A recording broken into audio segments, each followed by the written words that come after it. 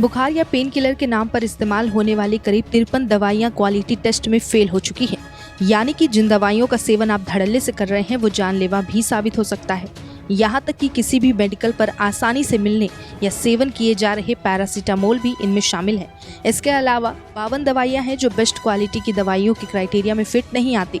इनमें vitamin, sugar और blood pressure की दवाइयों के अलावा एंटीबायोटिक्स भी शामिल हैं। देश की सबसे बड़ी drug regulatory body central drug standard control organisation यानी कि CDSCO ने इसकी लिस्ट जारी की।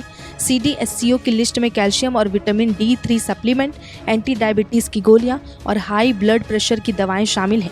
बैन की गई दवाओं की लिस्ट में दौरे और एंजाइटी में इस्तेमाल की जाने वाली क्लोनाजेपाम टैबलेट, दर्द निवारक डिक्लोफेनेक, सांस की बीमारी के लिए इस्तेमाल होने वाली एम्ब्रोक्सोल, एंटी फंगल फ्लूकोनाजोल और कुछ मल्टीविटामिन और कैल्शियम की गोलियां भी शुमार है। ये दवाएं हेट्रोडक्स, Alkem laboratories, Hindustan antibiotics limited, Karnataka antibiotics and pharmaceutical limited जैसी बड़ी कंपनियों द्वारा बनाई जाती है। पेट के इन्फेक्शन के लिए दी जाने वाली दवा मेट्रोनिडाजोल भी इस जांच में फेल हो गई, जिसे हिंदुस्तान एंटीबायोटिक्स लिमिटेड बनाती है। इसी तरह टोरेंट फार्मास्यूटिकल की सेकाल टैबलेट्स भी जांच में असफल रही।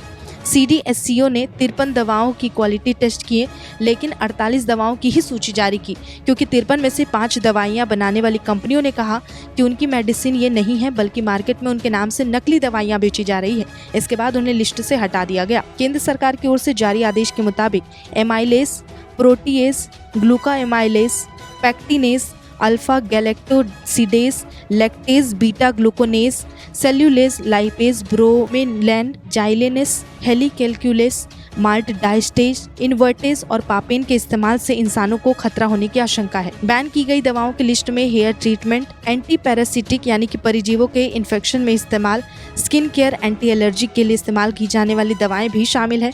सरकार ने कहा कि इन दवाओं के बदले दूसरी दवाएं मार्केट में उपलब्ध है, उन पर कोई रोक नहीं है। केंद्र सरकार ने इसी साल अगस्त में 156 फिक्स्ड डोज कॉम्बिनेशन यानी कि FDC दवाओं पर प्रतिबंध लगा दिया था। यह आमतौर पर बुखार और सर्दी के अलावा पेन किलर, मल्टीविटामिन और एंटीबायोटिक्स के रूप में इस्तेमाल की जा रही थी। सरकार ने कहा कि इसके इस्तेमाल से इंसानों को खतरा होने की आशंका है, इसलिए देश भर में इन दवाओं के प्रोडक्शन, कंजप्शन और डिस्ट्रीब्यूशन पर रोक रहेगी। सरकार ने ड्रग्स टेक्निकल एडवाइजरी बोर्ड की सिफारिशों पर यह आदेश जारी किया था।